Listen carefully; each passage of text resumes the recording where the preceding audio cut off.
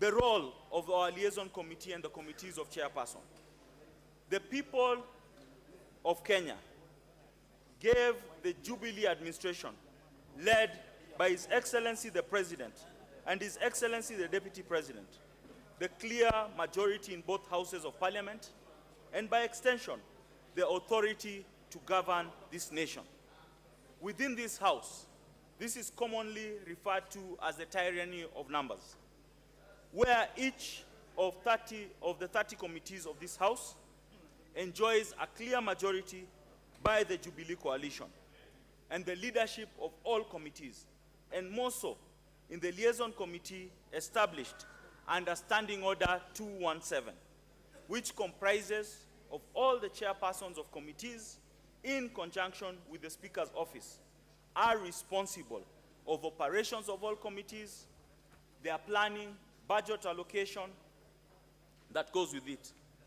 Therefore, when the Honorable Speaker avers in a communication that committee chairpersons and members are corrupt, he is saying in essence that the Jubilee coalition and the leadership led by His Excellency the President, who was duly elected, are corrupt, as the chairpersons and members of the committees are nominated by the coalition to serve in the committees. This is a serious indictment that begs serious attention, as it threatens the economic, social, and political progress of Kenya.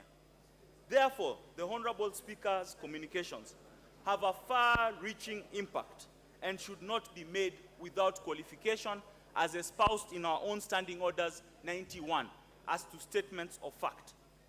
Kenya is indeed a resilient nation, owing to the hard-working nature of our people, and has continued to make strides in our common fight over ignorance, poverty, and disease over the last 51 years.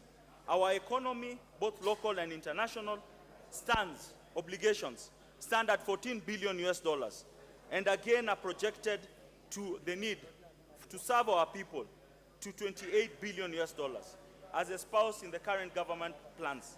The Honorable Speaker threatens the stability of the nation, as the political standing breeds stability necessary for economic growth. Convention and the mace. 18th December in the morning. The mace is a serious symbol of authority of this House. The Speaker led the mace, has been and breaking a tradition all over the world, through the back door of Parliament. This is in contravention of all standing traditions of legislatures around the world. This is indeed, in his own communication, a serious disgrace, and in his accordance and ruling, said that this discipline will not be allowed standing orders. The Speaker proceeded in the spirit of when we came back from the 18th of December, in saying bygones should be bygones, and gave a blanket amnesty. But albeit the provisions of 1081, he contravened his own communication and proceeded to allow the naming of a member in contravention of his own communication that he had made the previous day.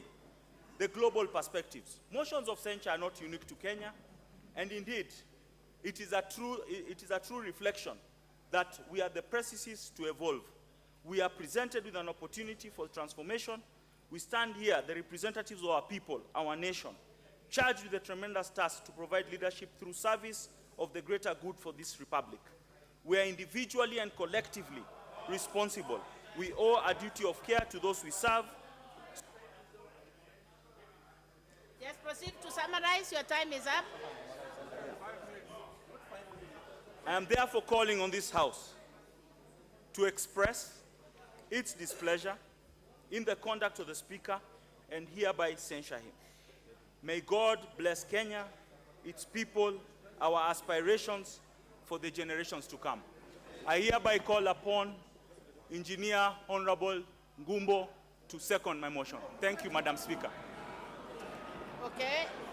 Order, members.